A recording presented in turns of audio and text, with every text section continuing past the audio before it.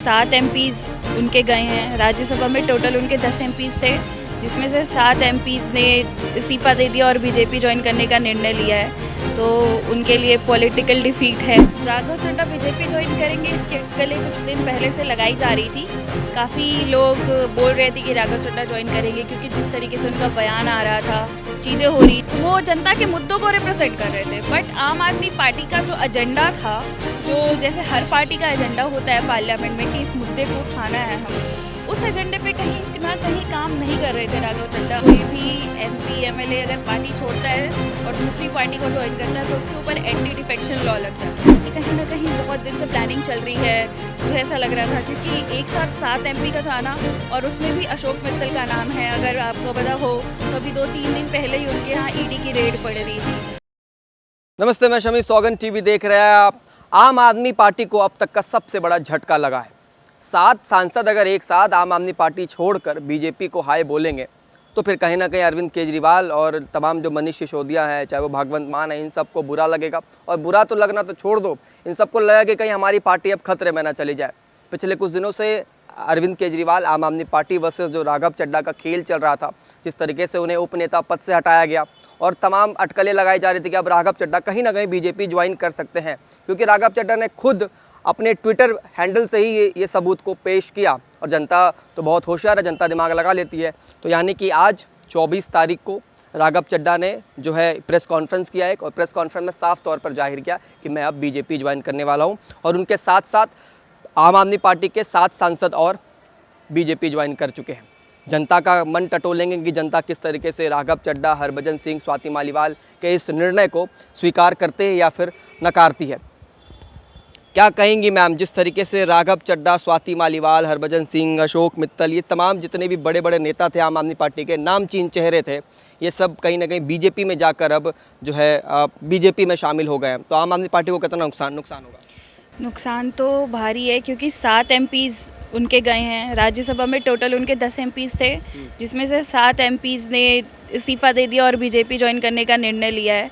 तो उनके लिए पॉलिटिकल डिफीट है। एक तरीके से पार्लियामेंट में उनकी वॉइस कम हो जाएगी, रिप्रेजेंटेशन कम हो जाएगी, तो झटका तो लगा है। राघव चड्ढा ने सही किया कि गलत किया? क्योंकि जब तक वो विपक्ष में थे तब तक मतलब अपने मुद्दे चूज करते थे, और खुद अब बीजेपी में कहीं ना कहीं बंद कर रह जाएंगे, आपको नहीं लगता?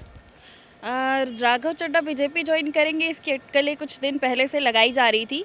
काफ़ी लोग बोल रहे थे कि राघव चड्ढा ज्वाइन करेंगे, क्योंकि जिस तरीके से उनका बयान आ रहा था, चीज़ें हो रही थी। और पिछले मतलब कई सालों से मैंने पैटर्न नोटिस किया है। पिछले 1.5-2 साल से ऐसा हो रहा है कि राघव चड्ढा पार्टी के लाइन से हट करके जो भी मुद्दा होता था वो पार्लियामेंट में उठाते थे। स्पेशली ऐसा मुद्दा जिस पे सरकार काम कर रही है, तो एक तरीके से वो इनडायरेक्टली सरकार की तारीफ हो रही थी। लेकिन तो इस राघव चड्ढा का भाषण सुन के, बयान सुन के कभी ये नहीं लगता कि वो आम आदमी पार्टी को रिप्रेजेंट कर रहे हैं? हाँ, ऐसा नहीं लगता था कि वो आम आदमी पार्टी मतलब एक वो जनता के मुद्दों को रिप्रेजेंट कर रहे थे। बट आम आदमी पार्टी का जो एजेंडा था, जो जैसे हर पार्टी का एजेंडा होता है पार्लियामेंट में कि इस मुद्दे को उठाना है हमें, उस एजेंडे पे कहीं ना कहीं काम नहीं कर रहे थे राघव चड्ढा।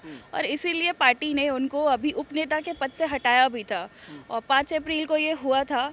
उसके बाद से आज हम देख रहे हैं लगभग 20 दिन बाद उन्होंने बीजेपी ज्वाइन कर लिया। तो इसकी अटकलें तो वहीं से लग रही थी। राज्यसभा सांसद का पद एक बहुत जिम्मेदारी वाला पद है, और जब ये 7 सांसद एक साथ अगर आम आदमी पार्टी का हाथ छोड़कर बीजेपी ज्वाइन कर लेते हैं, तो इससे अरविंद केजरीवाल को मतलब जो झटका है किस तरीके से लग रहा है, और किस तरीके से अब वो जो है अपनी रणनीति बनाएंगे, क्या लग रहा है आपको? देखिए, एक तो ऐसा होता है ना कि कोई भी एमपी एमएलए अगर पार्टी छोड़ता है और दूसरी पार्टी को ज्वाइन करता है तो उसके ऊपर एंटी डिफेक्शन लॉ लग जाता है।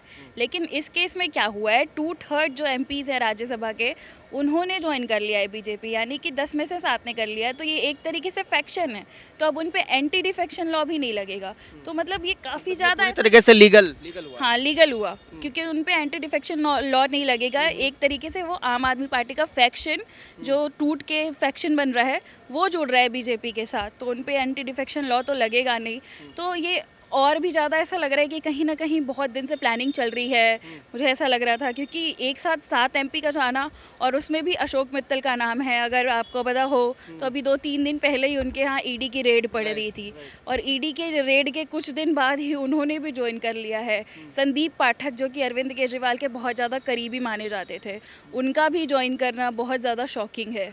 ये सारी चीज़ें। तो आम आदमी पार्टी क्या अब 10 साल पहले वापस से चली गई है? क्योंकि जहां से शुरुआत किया था, और राघव चड्ढा वो मेंबर है जो पार्टी के शुरुआत से उनके साथ रहे हैं, साथ दिया, पार्टी को इस मुकाम तक पहुंचाया। तो अब पार्टी में बचे कौन? कुछ गिने चुने नेता जो है। Raghav Chadha definitely one of the founding members थे, उन्होंने बहुत काम किया था पार्टी पे, बट इतने सारे लोगों का साथ जाना, स्वाति मालीवाल भी उनमें से एक थी, उन्होंने भी काफ़ी ज़्यादा काम किया था, और संदीप पाठक भी बहुत ज़्यादा बोलते थे, बहुत ज़्यादा वोकल थे पार्टी के लिए, और इन तीनों का जाना पार्टी के लिए डेफिनेटली लॉस है।